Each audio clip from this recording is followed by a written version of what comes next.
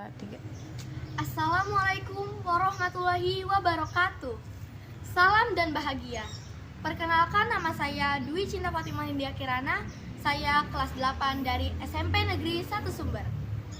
Pada kesempatan kali ini, saya akan membacakan cerpen dengan judul Mengejar Mimpi Mulia Nadine, karya Nadia Tanisa Nauren dari SMP Negeri 1 Arjawinangun. Nadine adalah seorang anak gadis yang duduk di kelas 7 SMP. Nadine adalah anak sulung dari 3 bersaudara. Kedua adik laki-lakinya masih duduk di bangku sekolah dasar. Nadine dan keluarganya tinggal di sebuah lereng gunung, yaitu sebuah desa kecil yang jauh dari keramaian kota. Kanan dan kiri rumahnya adalah hamparan kebun yang tumbuh menghijau. Kemudian ada sebuah aliran sungai kecil yang airnya sangat jernih dan dingin. Kehidupan keluarga Nadine sederhana. Mereka makan memanfaatkan sayur mayur dan buah-buahan.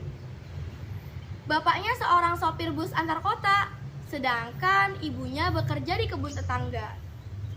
Penghasilan orang tuanya sangat minim untuk mencukupi kebutuhan sehari-hari dan biaya sekolah.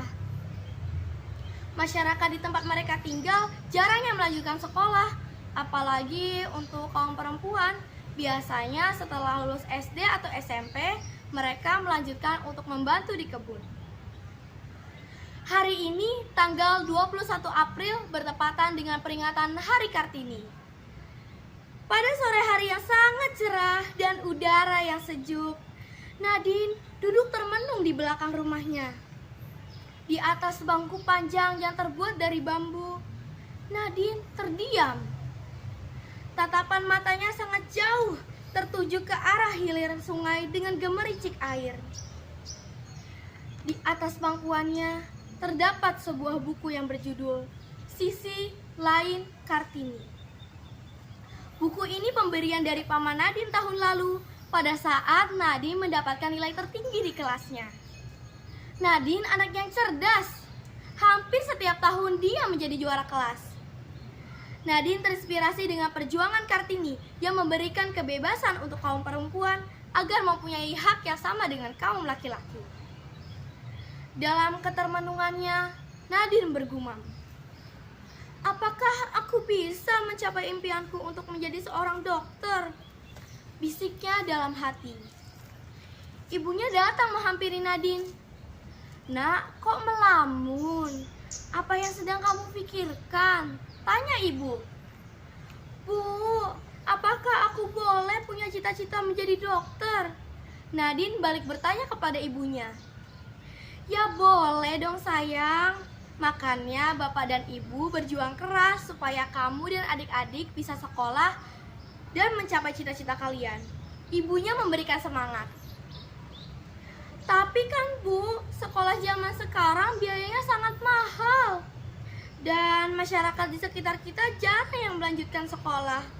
Apalagi anak-anak perempuannya Bu," keluh Nadine. "Anakku, tugasmu adalah belajar yang rajin dan berprestasi. Untuk urusan biaya, biarlah menjadi tugas bapak dan ibu.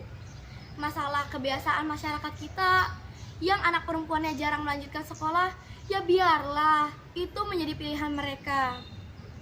Masa depanmu ada di pilihanmu, Nak. Ibu yakin bahwa ilmu yang bermanfaat lebih baik daripada harta yang banyak, sayang."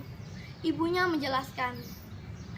"Iya, ya Bu, aku ingin menjadi seperti Kartini yang membawa perubahan positif untuk kaum perempuan, Bu," imbuh Nadine. Kemudian mereka masuk ke dalam rumah dengan tersenyum.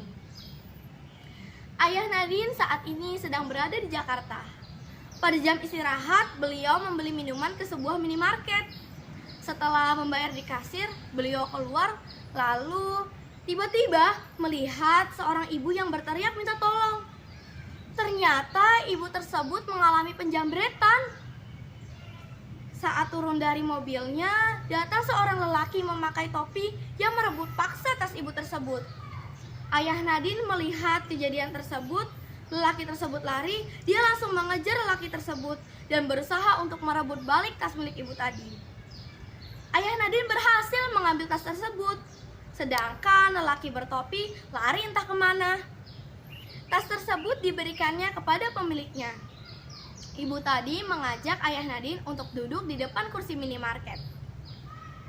Dia berterima kasih kepada ayah Nadine, kemudian memberikannya beberapa lembar uang. Tetapi ayah Nadine menolaknya. "Siapa nama bapak?" tanya Bu Olivia. "Saya Randy, Bu," jawab ayah Nadine. "Oh, Pak Randy. Perkenalkan, nama saya Olivia Maharani. Bapak tinggal di Jakarta?" Bu Olivia bertanya. "Rumah saya di kampung, Bu. Saya hanya bekerja di Jakarta ini sebagai sopir bus," jawab Pak Randy. "Oh gitu. Kalau saya kebetulan dokter, Pak. Saya dinas di rumah sakit," kata Bu Olivia. "Wah, jadi ibu ini seorang dokter ya?" Pak Randy memastikan. Ekspresi wajahnya tampak sumringah. "Iya, betul Pak Randy. Memangnya kenapa, Pak?" tanya Bu Olivia. "Ah, tidak apa-apa, Bu. Saya jadi teringat anak saya yang mempunyai cita-cita ingin menjadi dokter," kata Pak Randy.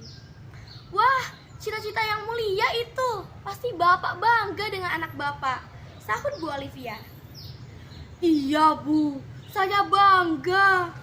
Tapi dengan kondisi ekonomi keluarga saya ini, rasanya tidak mungkin saya bisa membiayai anak saya untuk sekolah di kedokteran, Bu," kata Pak Randy lirih. "Setiap anak berhak mempunyai mimpi dalam hidupnya. Percayalah, Pak, ketika kita yakin, maka Tuhan akan memberikan jalannya." Bu Olivia memberikan semangat. "Kalau Bapak berkenan, saya ingin bertemu dengan anak Bapak," imbuhnya. "Tentu saja boleh, Bu. Anak saya juga pasti sangat senang bertemu dengan ibu dokter," sahut Pak Randy. Mereka berdua menyetujui untuk bertemu di kampung halaman Pak Randy minggu depan. Dr. Olivia adalah seorang dokter spesialis paru-paru. Dia menangani pasien COVID-19 dengan sangat ramah dan penuh kasih sayang selama masa pandemi. Dr. Olivia juga merupakan ketua Yayasan Pendidikan bagi orang yang tidak mampu. Yayasan tersebut dikelola bersama rekan-rekan dokter lainnya. Hari Minggu, Dr. Olivia pun berkunjung ke rumah Pak Randy. Dia disambut dengan hangat oleh keluarga Pak Randy, termasuk Nadine yang sejak pagi tadi menunggu kedatangannya. Mereka berbincang sambil menikmati singkong rebus dan teh manis yang disajikan oleh istri Pak Randy. "Nadine, Bapak pernah bercerita, katanya kamu ingin menjadi dokter ya?" tanya Dr. Olivia. "Iya, betul, Bu. Tapi aku ragu, apakah aku bisa mencapai cita-citaku itu, Bu? Karena budaya masyarakat di sini untuk anak perempuan jarang yang melanjutkan sekolah. Juga kondisi ekonomi keluarga aku tidak mampu, Bu," jawab Nadine dengan nada sedih. "Nadine, Raden Ajeng Kartini sudah memperjuangkan emansipasi wanita di Indonesia. Beliau berjuang untuk persamaan hak antara laki-laki dan perempuan. Jadi kamu harus tetap semangat ya dalam mencapai cita-citamu," ucap Dr. Olivia. "Tapi bagaimana dengan biayanya, Bu? Sekolah kedokteran kan sangat mahal," tukas Nadine. "Untuk masalah biaya, kamu tidak usah khawatir ya. Saya akan ajukan kamu untuk mendapatkan beasiswa dari yayasan pendidikan yang saya kelola bersama teman-teman," kata Dr. Olivia. "Hah? Beneran, Bu? Saya mau diajukan untuk dapat beasiswa?" Nadine memastikan. "Iya, betul Nadine. Saya akan ajukan kamu beasiswa pendidikan untuk kamu dari mulai SMA sampai dengan kuliah kedokteran. Kamu harus rajin belajarnya ya, supaya nilai sekolahmu bagus," kata Dr. Olivia. "Alhamdulillah, terima kasih Bu Dokter. Ibu sudah membantu aku untuk meraih mimpiku," kata Nadine. Sambil menghampiri Ibu Olivia, kemudian memeluknya dengan bahagia. Seluruh keluarga Nadine bersyukur bahagia, bahkan sang ibu meneteskan air matanya. Demikianlah cerpen yang saya bacakan. Wassalamualaikum warahmatullahi wabarakatuh.